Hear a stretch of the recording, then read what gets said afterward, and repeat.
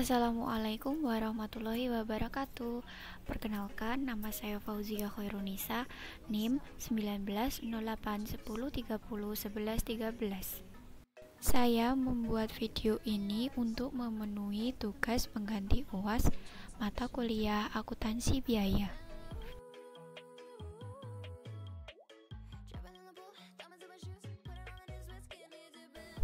Hai guys, apa kabar hari ini?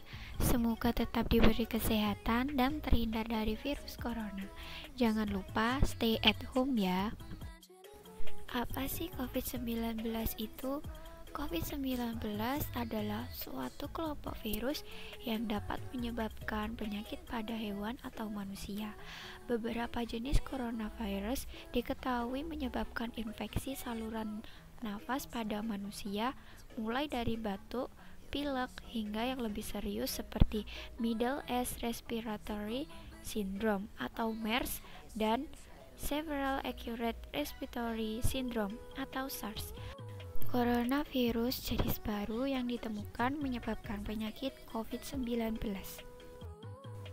Lalu, apakah langkah-langkah pemerintah terhadap pandemi COVID-19 ini?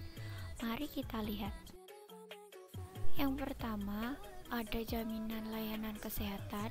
Yang kedua, jaminan kebutuhan bahan pokok. Yang ketiga, jaminan keamanan. Dan yang keempat, jaminan bahan bakar, listrik, dan BBM. Yang kelima, jaminan sistem teknologi dan jaringan teknologi. Yang keenam, jaminan bantuan ekonomi. Tariffs on Mexico, which would have economic impacts as well. That's what U.S. companies are warning. Joining me now, Chief Business Correspondent. Pada video ini, saya akan menyinggung mengenai dampak COVID-19 di bidang perekonomian, khususnya di Indonesia, yaitu mengenai pedagang kaki lima ikut terdampak pandemi COVID-19. Pedagang kaki lima ikut terdampak pandemi COVID-19. Berikut hasil wawancara narasumber Ibu Partiah, pemilik usaha tahu lontong. Untuk usaha yang sedang dijalani pedagang kaki lima, penjual tahu lontong.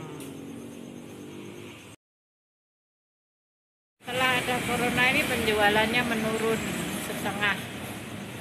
separuh, jadi biasanya habis 6 kilo lontong itu cuma habisnya separuh, kadang nggak nyampe. Bahan baku itu setelah corona nggak naik, cuma ada beras, kacang tanah, bahan-bahan lain nggak ada yang naik, semua tetap biasa, cuma yang beli itu nggak ada, yang beli menurun.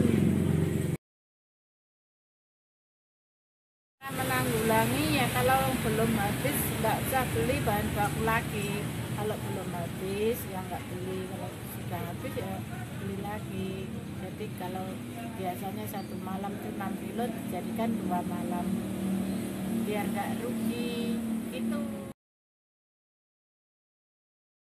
Saya mengakalinya dengan penjualan promosi secara online. Penjualan normal kembali, corona cepat hilang dan tidak ada corona lagi. Jadi yang dapat disimpulkan dari wawancara tersebut adalah pandemi COVID-19 sangat berpengaruh terhadap usaha pedagang kaki lima, yaitu pada yang pertama yaitu omset penjualan yang menurun. Saat pandemi COVID-19 ini membuat minat pembeli menurun. Hal ini terjadi karena adanya kebijakan pemerintah untuk mengurangi aktivitas di luar rumah, yang mengakibatkan menurunnya omset penjualan 50% sampai dengan 50% lebih dari penjualan normal. Yang kedua, biaya bahan baku.